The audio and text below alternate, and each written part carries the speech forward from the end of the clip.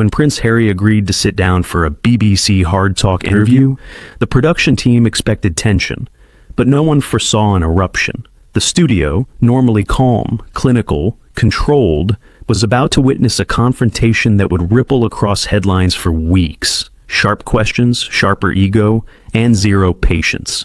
And by the end of the interview, Stephen Sackur would do something unprecedented in his decades-long career. Ask a royal guest to leave. This is where it all began. The HardTalk studio that day wasn't the usual black box set.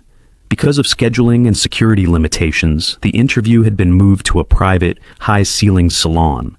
Quiet, warmly lit, and deceptively peaceful. 2 wooden chairs, placed directly across from each other. A tall window draped in soft beige curtains. A patterned rug, muted and traditional, grounding the room. 2 paintings hung behind each man, their colors warm but somber. Stephen Sackur sat on the left, precise posture, suit sharp, glasses glinting in the light.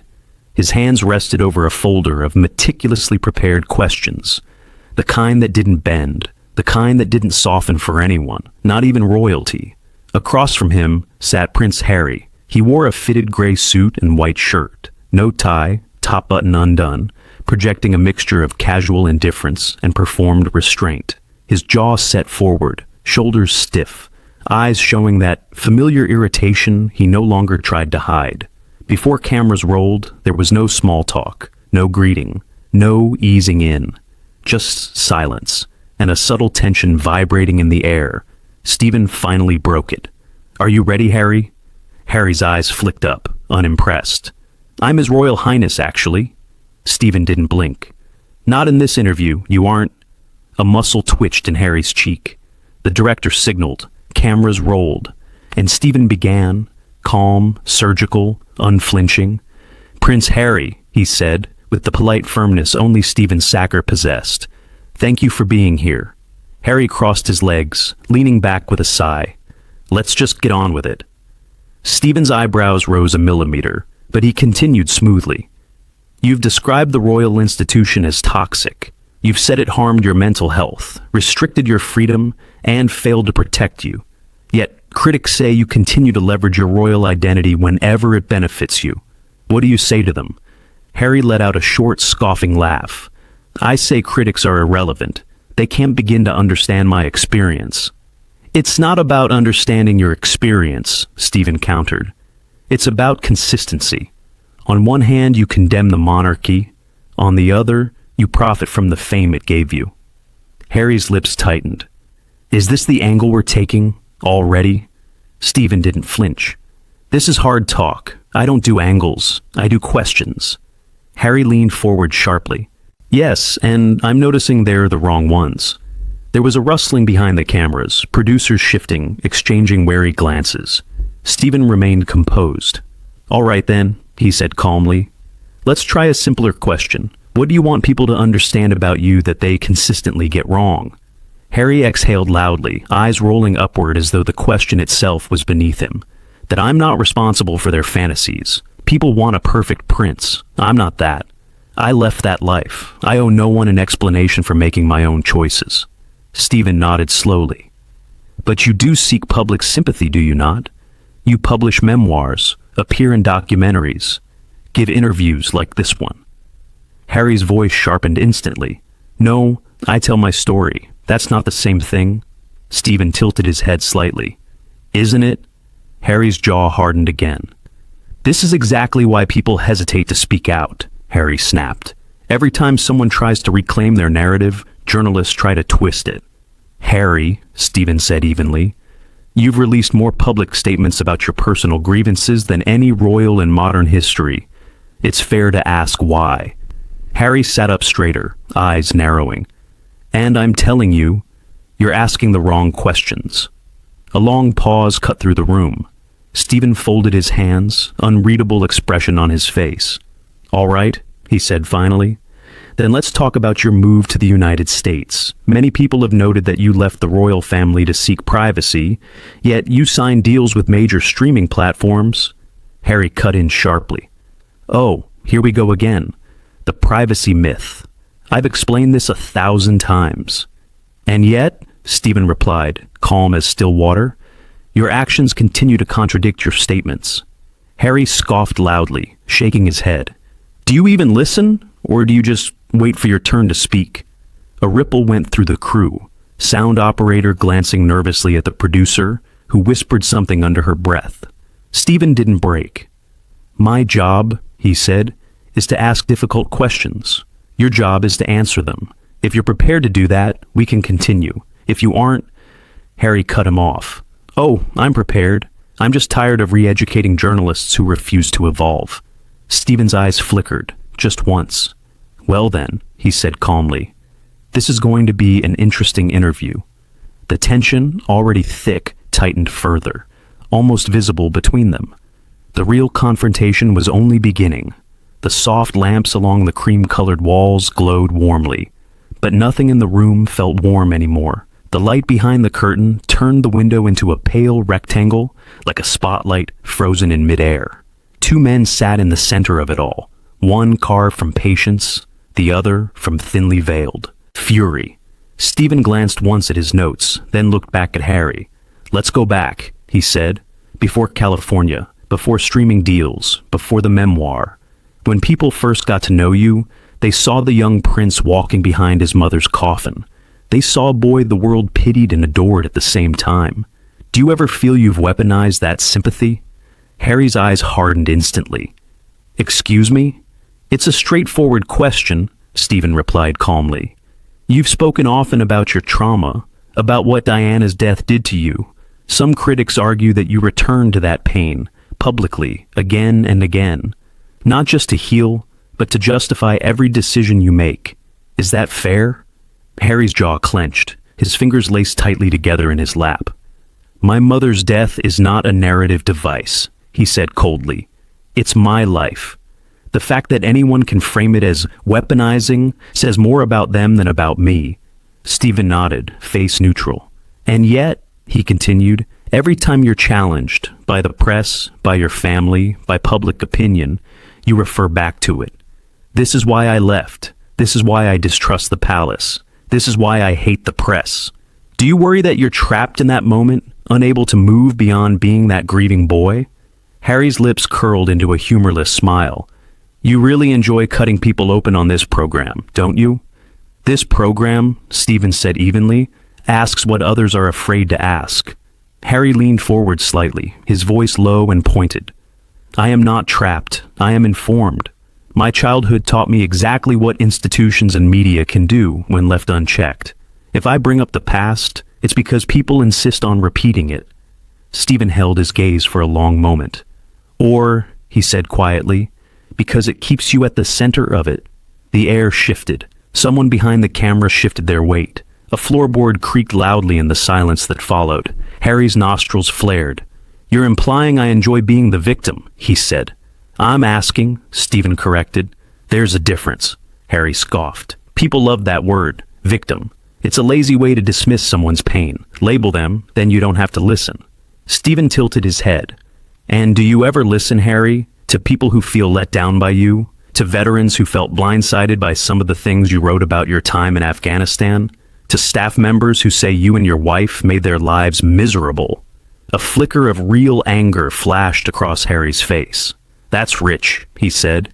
You sit there, cushioned by the BBC, invoking anonymous staff members as if gossip is evidence. These aren't just gossip columns, Stephen replied quietly. These are formal complaints, testimonies, people who worked closely with you. They worked for the institution, Harry snapped. Not for me, and we both know where their loyalties lie.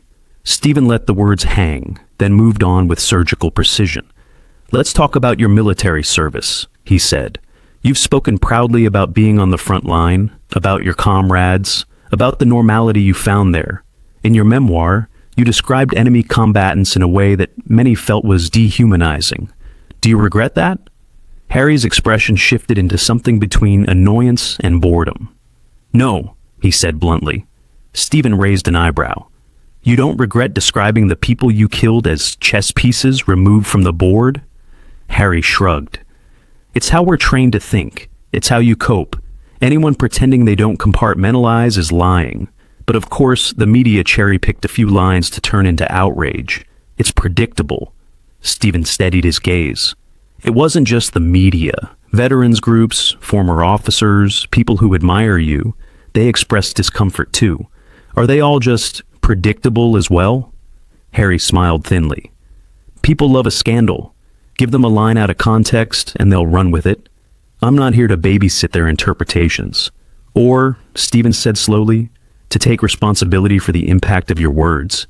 Harry's hands tightened on his knee. The impact of my words, he said sharply, is nothing compared to the impact of being shot at in a war zone, while cameras back home debate whether I'm a real soldier or a mascot.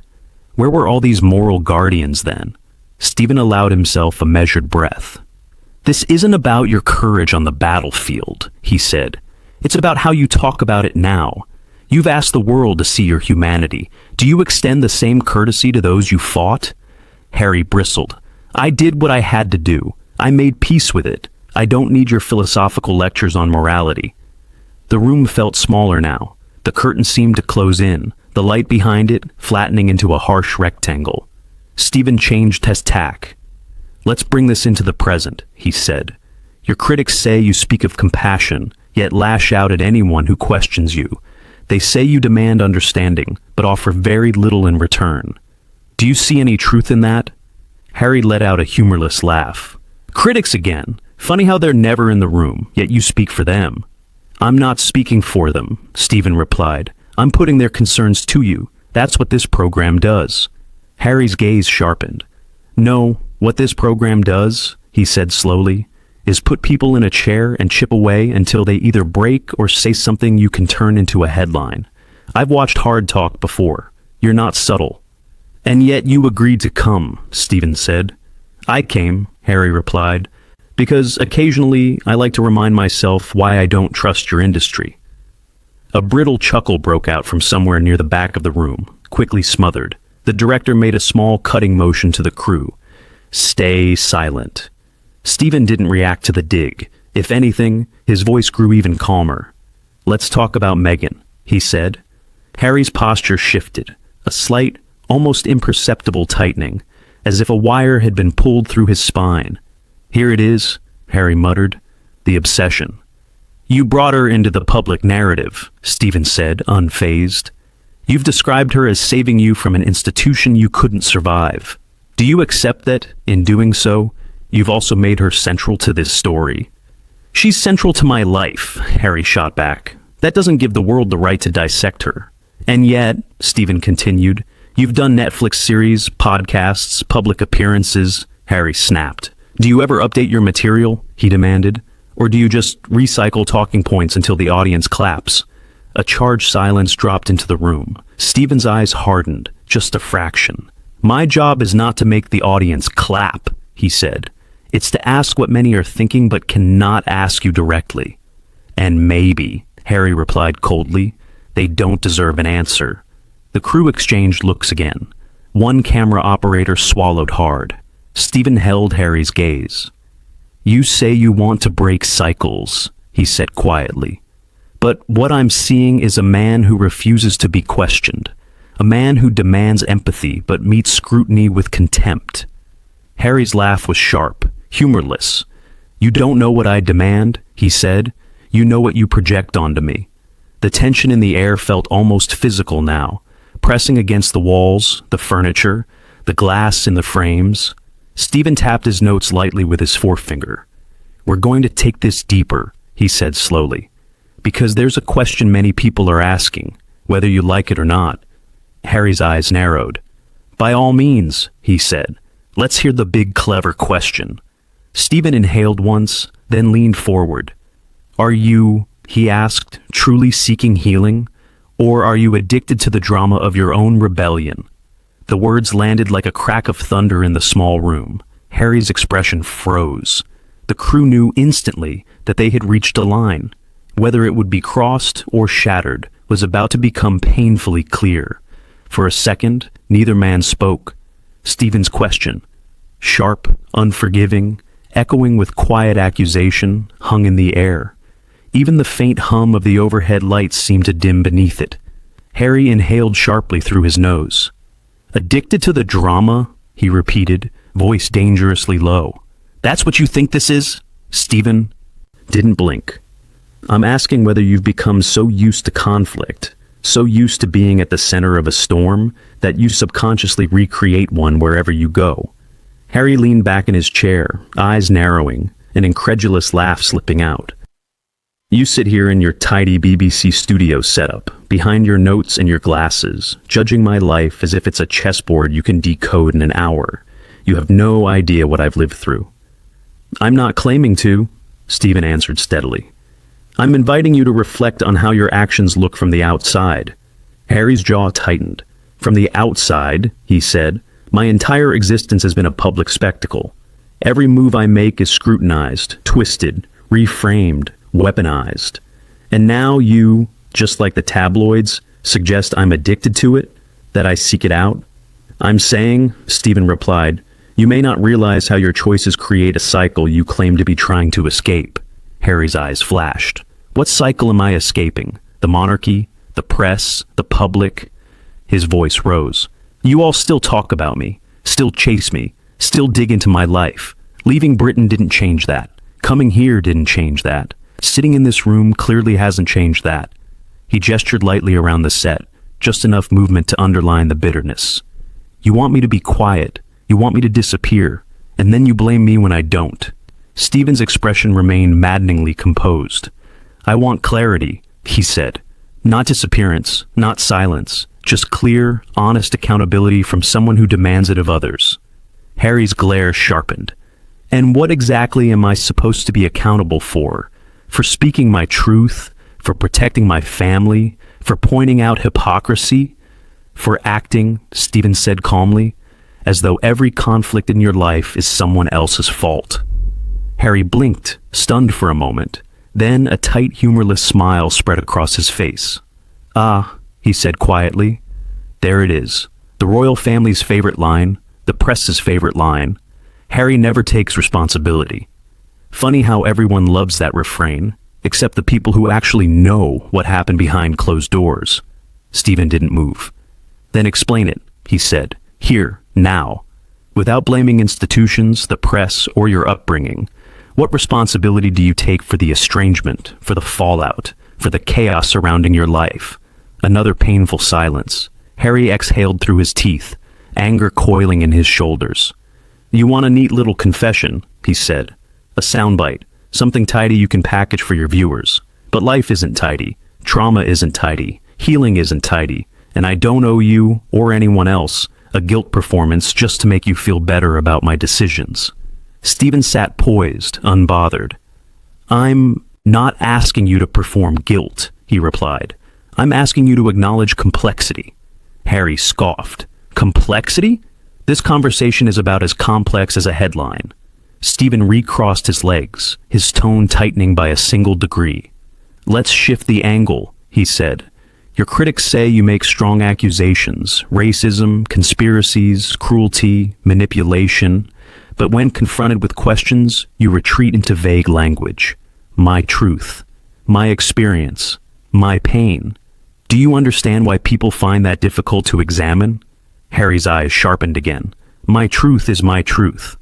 That phrase, Stephen said lightly, is often used when someone cannot produce evidence. Harry stiffened. You think my life needs evidence? That my feelings need evidence?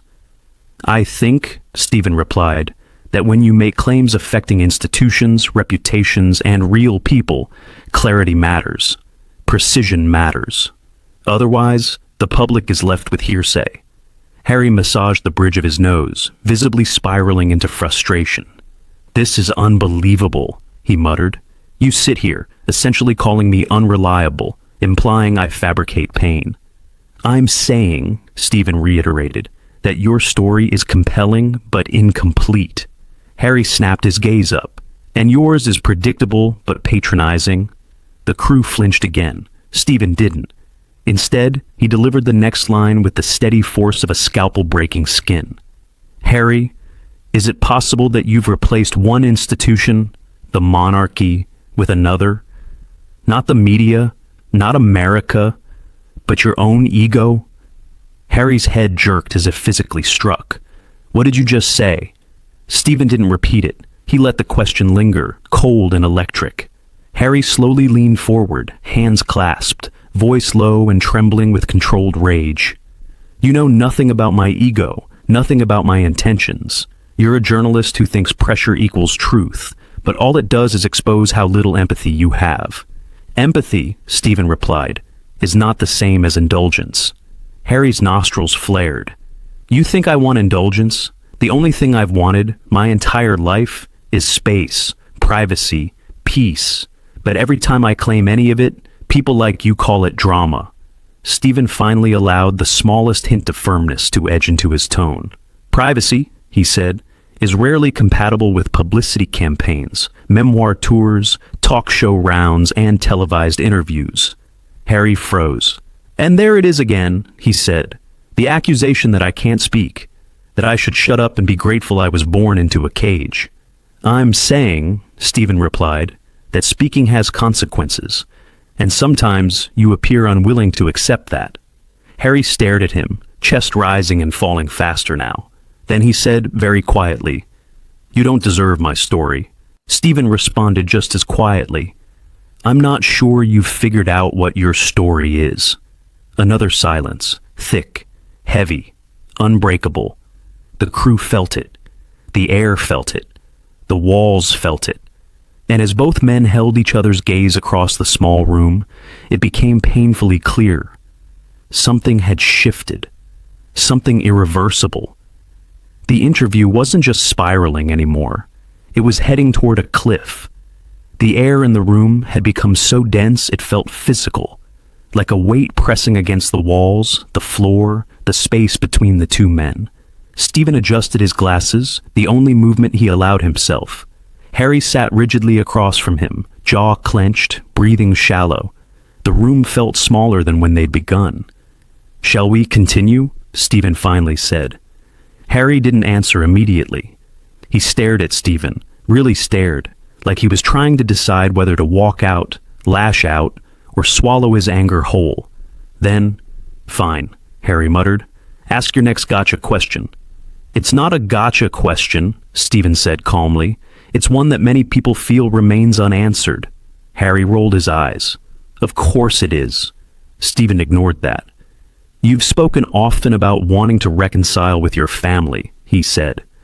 "But reconciliation generally requires humility, apology, and reflection. What part of that process, honestly, do you believe is yours to carry?" Harry blinked at him, stunned. "My part," he repeated, voice rising.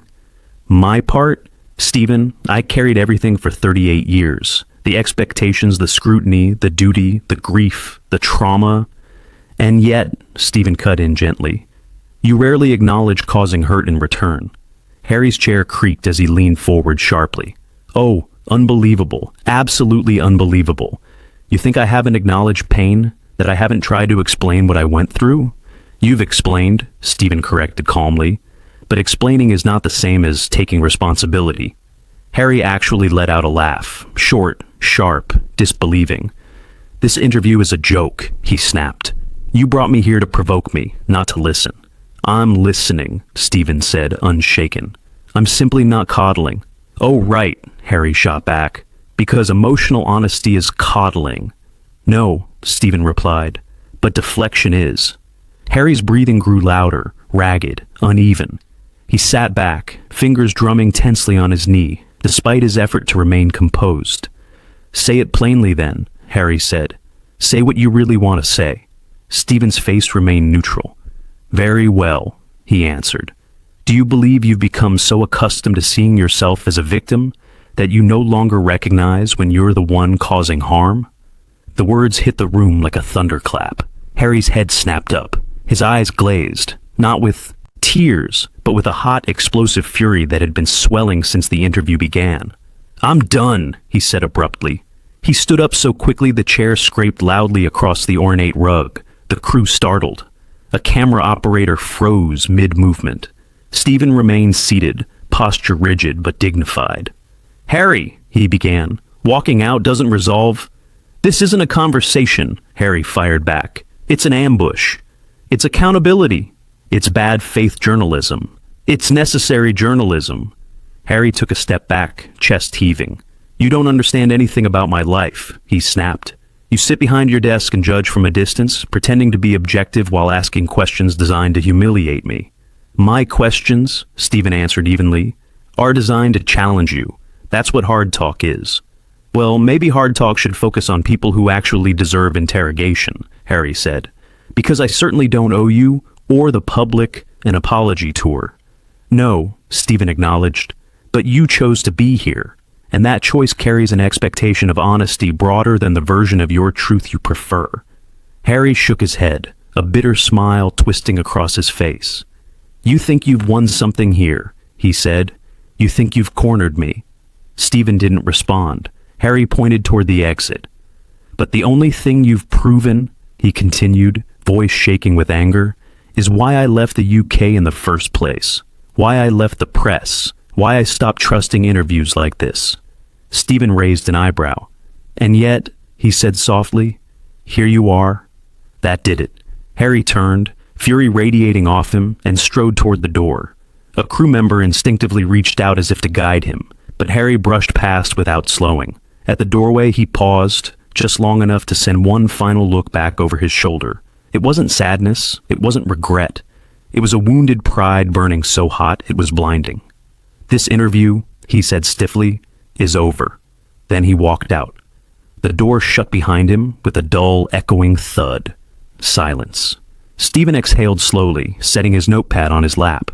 He didn't look triumphant. He didn't look pleased. He looked steady, as if he'd simply done what he was there to do. A producer whispered, "Should we cut?" Stephen nodded once. The lights dimmed. The room, still charged, still vibrating with the echo of what had just happened, finally exhaled. And so did everyone inside it. If you enjoyed this dramatic showdown, don't forget to like, subscribe, and turn on notifications. More intense, cinematic interview stories are coming your way. Stay tuned.